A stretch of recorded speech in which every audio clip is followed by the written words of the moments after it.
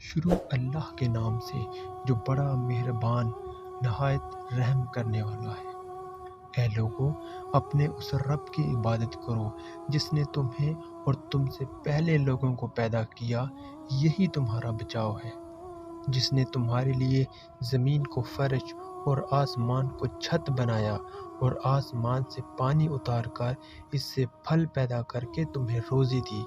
خبردار، باوجود جاننے کے اللہ کے شریک مقرر نہ کرو۔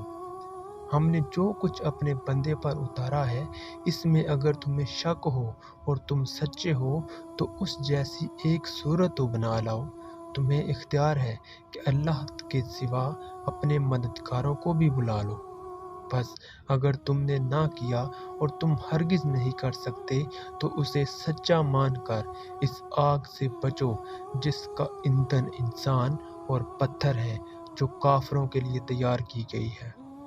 اور ایمان والوں اور نیک عمل کرنے والوں کو ان جنتیوں کی خوشخبریاں دو جن کے نیچے نہریں بہہ رہی ہیں۔ جب کبھی وہ پھلوں کا رزق دیے جائیں گے اور ہم شکل لائے جائیں گے تو کہیں گے، یہ وہی ہے جو ہم اس سے پہلے دیے گئے تھے، اور ان کے لیے بیویاں ہیں صاف ستھری، اور وہ ان جنتوں میں ہمیشہ رہنے والے ہیں۔ یقیناً اللہ کسی مثال کے بیان کرنے سے نہیں شرماتا، خواہ مچھر کی ہو یا اس سے بھی ہلکی چیز کی۔ ایمان والے تو اپنے رب کی جانب سے صحیح سمجھتے ہیں، اور کفار کہتے ہیں کہ اس مثال سے اللہ نے کیا مراد لی ہے۔ اس کے ذریعے بیشتر کو گمراہ کرتا ہے اور اکثر لوگوں کو راہ راست پر لاتا ہے، اور گمراہ تو صرف فاسقوں کو ہی کرتا ہے۔ جو لوگ اللہ کے مضبوط عہد کو توڑ دیتے ہیں اور اللہ نے جن چیزوں کو چھوڑنے کا حکم دیا ہے انہیں کاٹتے ہیں اور زمین میں فساد پھیلاتے ہیں، یہی لوگ نقصان اٹھانے والے ہیں۔ تم اللہ کے ساتھ کیسے کفر کرتے ہو حالانکہ تم مردہ تھے؟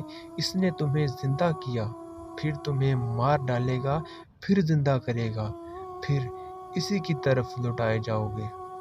وہ اللہ جس نے تمہارے لیے زمین کی تمام چیزوں کو پیدا کیا، پھر آسمان کی طرف ارادہ کیا تو ٹھیک ٹھاک 7 آسمان بنائے، اور وہ ہر چیز کو جانتا ہے۔